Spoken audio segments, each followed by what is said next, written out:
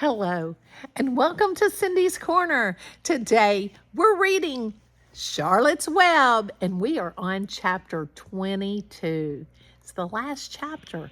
In our book, Charlotte's Web is the author is E.B. White. The illustrator is Garth Williams. And then you look at your table of contents, and we're down to the XX11, which means 23 or 22 in your Roman numerals. And it says a warm wind. Page 172. So turn with us to page 172. While they're turning, this is a level 4 book. So after we finish this chapter, you can take a test on the AR test if those of you do tests. And it's worth 5 points. Hope you've been listening and paying attention and following along really good. And go ahead and hit that thumbs up and subscribe button so you can share Cindy's Corner, and more chapter books will be coming your way and you'll be notified. All right? A warm wind. And so Wilbur came home to his beloved manure pile in the barn cellar. His was a strange homecoming. Around his neck, he wore a medal of honor. In his mouth, he held a sack of spider eggs. There is no place like home, Wilbur thought, as he placed Charlotte's 514 unborn children carefully in a safe corner. The barn smelled good. His friends, the sheep and the geese, were glad to see him back. The geese gave him a noisy welcome. Congratulations, they cried. Nice work. Mr. Zuckerman took the medal from Wilbur's neck and hung it on a nail over the pig pen, where visitors could examine it. Wilbur himself could look at it whenever he wanted to.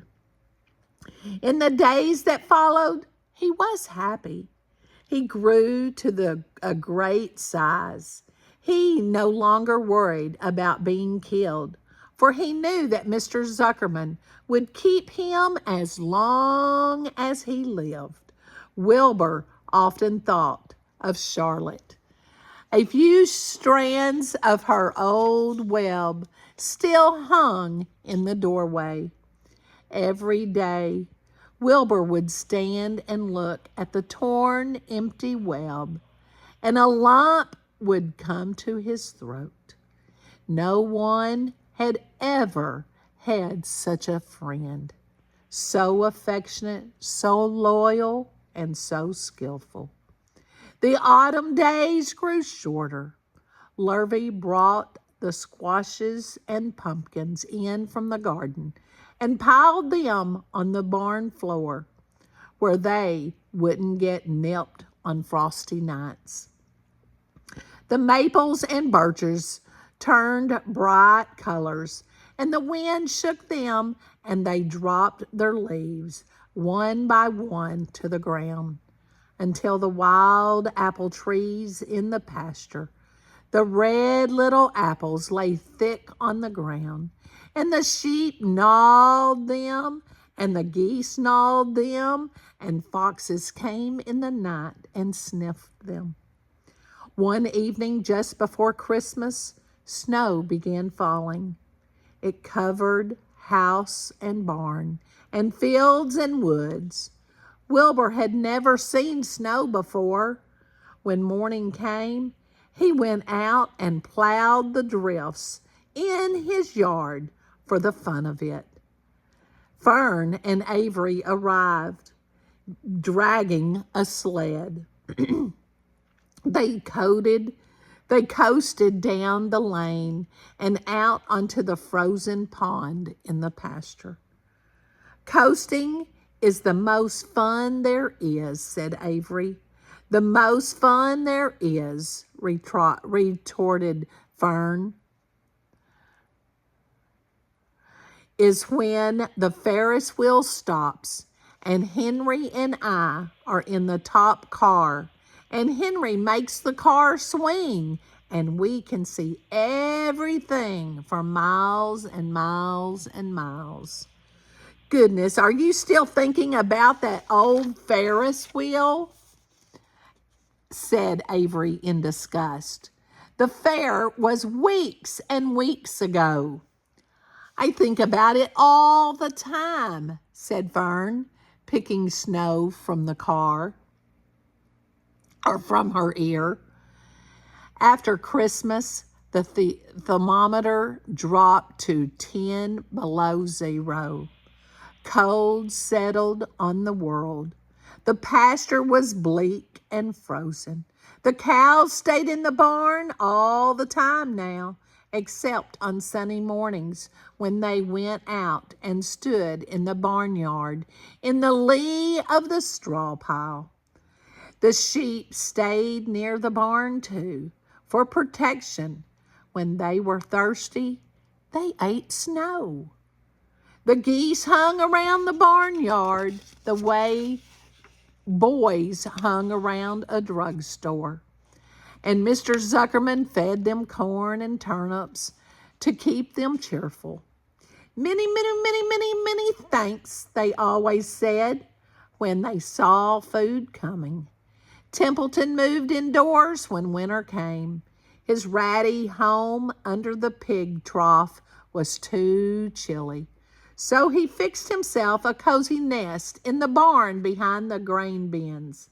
He lined it with bits of dirty newspaper and rags and whatever he found, and whenever he found a trinket or a keepsake, he carried it home and stored it there. He continued to visit Wilbur 3 times a day, exactly at mealtime. And Wilbur kept the promise he had made. Wilbur let the rat eat first. Then, when Templeton couldn't hold another mouthful, Wilbur would eat. As a result of overeating, Templeton grew bigger and fatter than any rat you've ever saw. He was gigantic. He was as big as a young woodchuck. The old sheep spoke to him about his size one day. You would live longer, said the old sheep, if you ate less. Who wants to live forever, sneered the rat. I am naturally a heavy eater, and I get untold satisfaction from the pleasures of the feast. He patted his stomach, grinned at the sheep, and crept upstairs to lie down. All winter, Wilbur watched over Charlotte's egg sack as though he were guarding his own children. He had swooped out a special place in the manure for the sack, next to the board fence. On very cold nights, he lay so that his breath would warm it. For Wilbur, nothing in life was so important as this small, round object. Nothing else mattered. Patiently, he waited the end of the winter and the coming of the little spiders. Life is always a rich and steady time when you are waiting for something to happen to hatch. The winter ended at last. I heard the frogs today, said the old sheep one evening. Listen, you can hear them now. Wilbur stood still and cocked his ears. From the pond in the shrill chorus came the voices of hundreds of little frogs. Springtime, said the old sheep thoughtfully. Another spring. And she walked away. Wilbur saw a new lamb following her. It was only a few hours old. The snow melted and ran away. The streams and ditches bubbled and chattered with rushing water.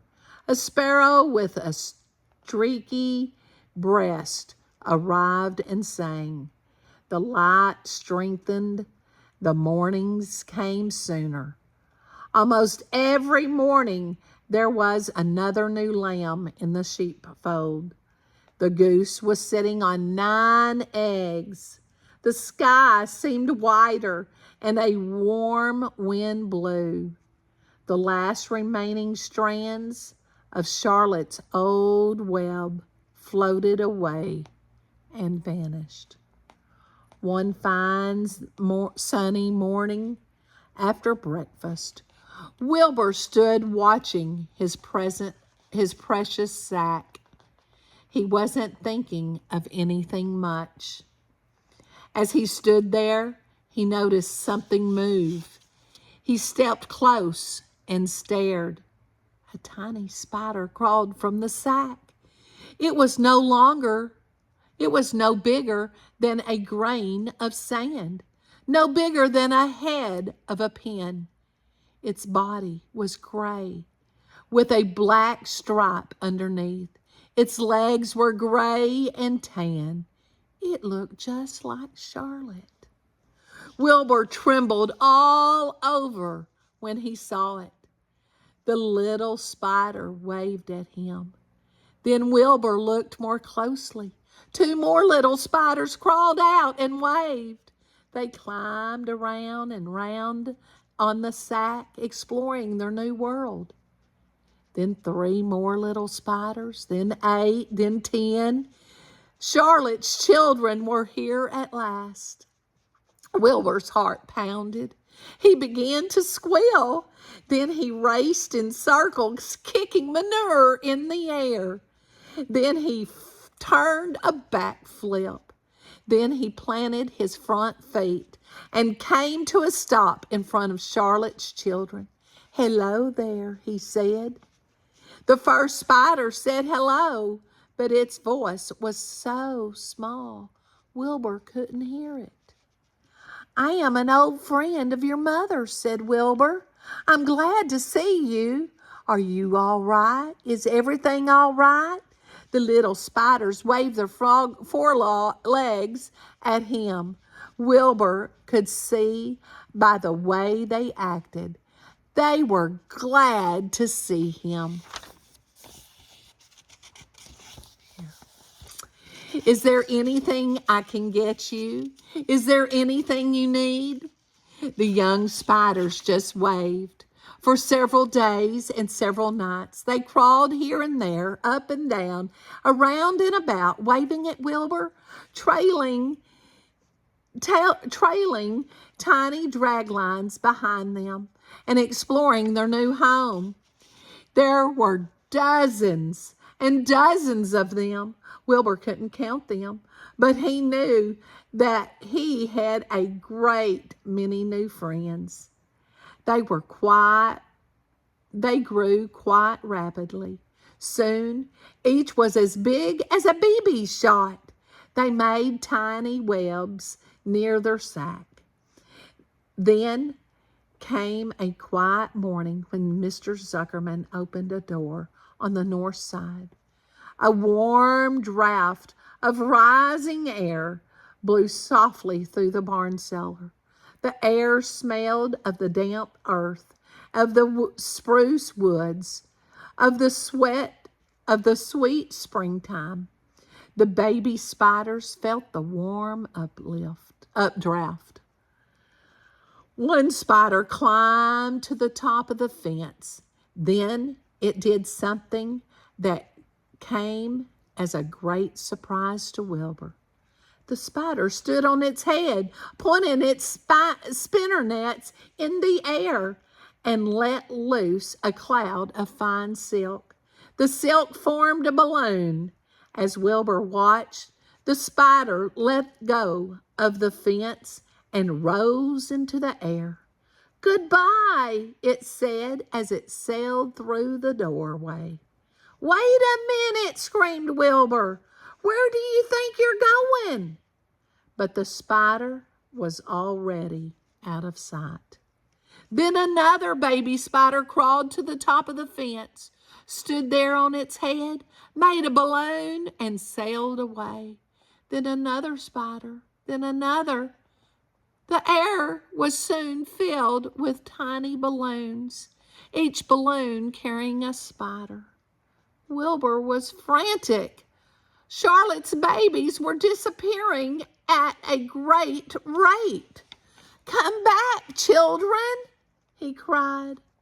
Goodbye, they called. Goodbye, goodbye.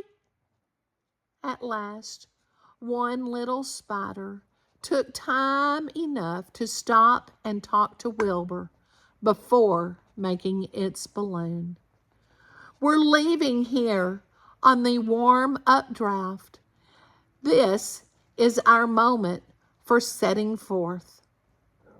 We are aeronautics knots, and we are going out into the world to make webs for ourselves. But where? asked Wilbur. Wherever the wind takes us, high, low, near, far, east, west, north, south. We take to the breeze. We go as we please. Are all of you going? Asked Wilbur. You can't all go. I would be left alone with no friends. Your mother wouldn't want that to happen, I'm sure.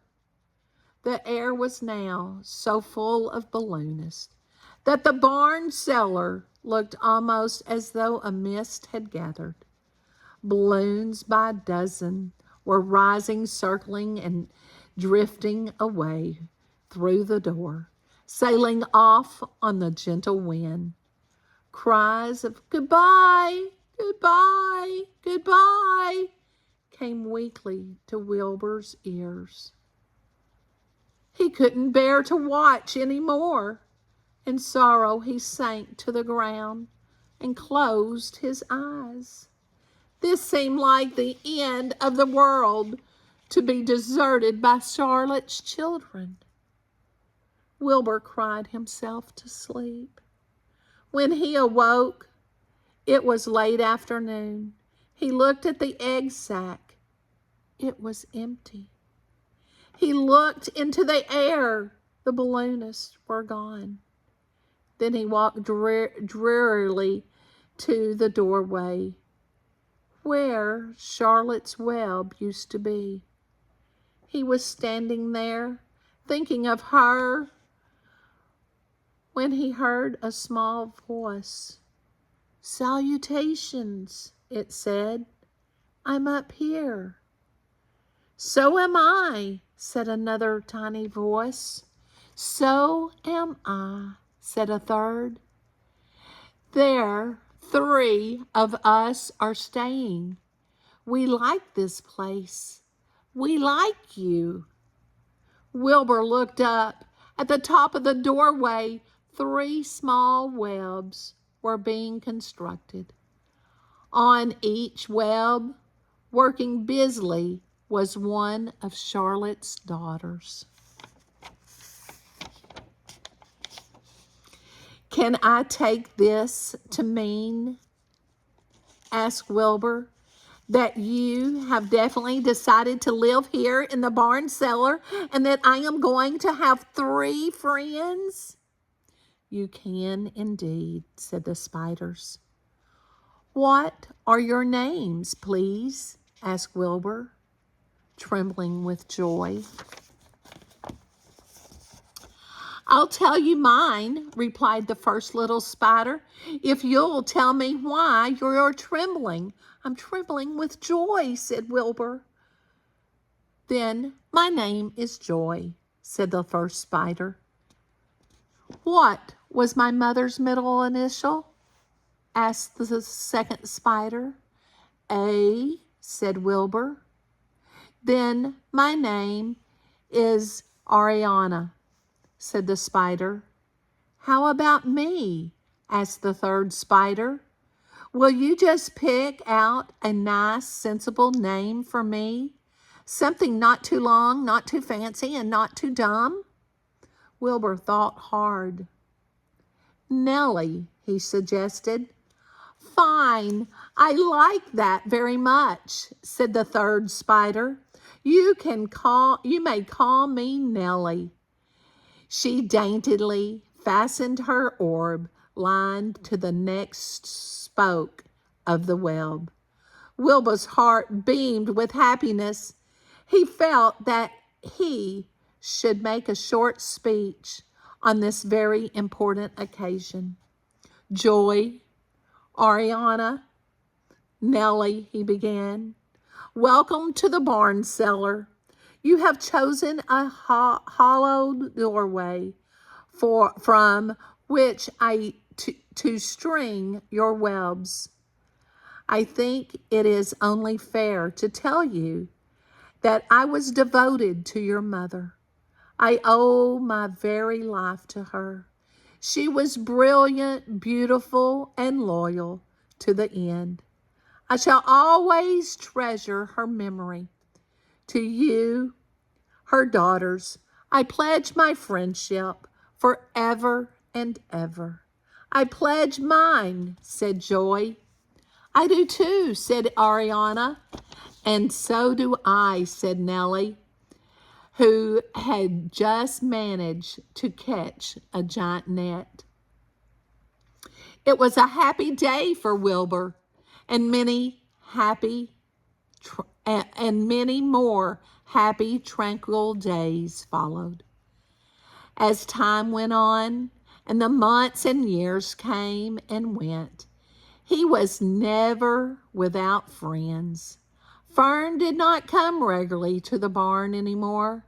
She was growing up, and was careful to avoid childish things like sitting on a milk stool near a pig pen. But Charlotte's children and grandchildren and great-grandchildren, year after year, lived in the doorway. Each spring, there was a new little spider hatching out to take the place of the old. Most of them sailed away on their balloons, but always 2 or 3 stayed to set up housekeeping in the doorway.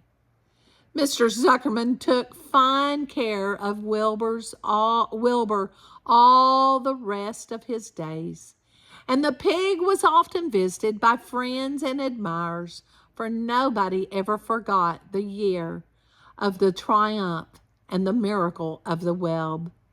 Life in the barn was very good. Night and day, winter and summer, spring and fall, dull days and bright days. It was the best place to be, thought Wilbur, this warm, delicious cellar with the garrulous geese, the changing season, the heat of the sun, the passage of swallows, the nearness of rats, the sameness of sheep, the love of spiders, the smell of the manure, and the glory of everything. Wilbur never forgot Charlotte, although he loved her children and grandchildren dearly. None of the new spiders ever quite took her place in his heart. She was in a class by herself. It is not often that someone comes along who is a true friend and a good writer. Charlotte was both. The end. Now, do you have a special friend? How does your special friend relate to you and your friend, and you relate to Charlotte and Wilbur? Did you think all the spiders were going to be gone? Tell me in the comments about you and your special friend and what y'all do, and if you go to a county fair. I hope you enjoyed our story and of Charlotte's Web, and give us a thumbs up and get ready for the next chapter book. Make sure you give somebody a hug and tell them you love them as much as Wilbur loves Charlotte.